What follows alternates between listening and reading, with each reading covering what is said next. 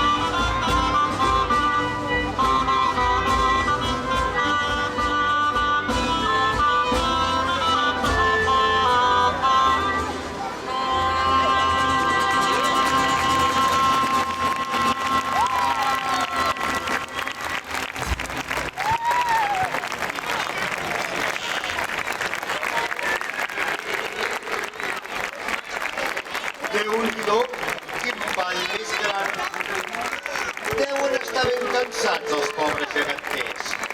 Tens raó, però mira, t'has fixat a la plaça? Està plena de nens i nenes. Home, esclar, perquè han vingut amb els gegants de les escoles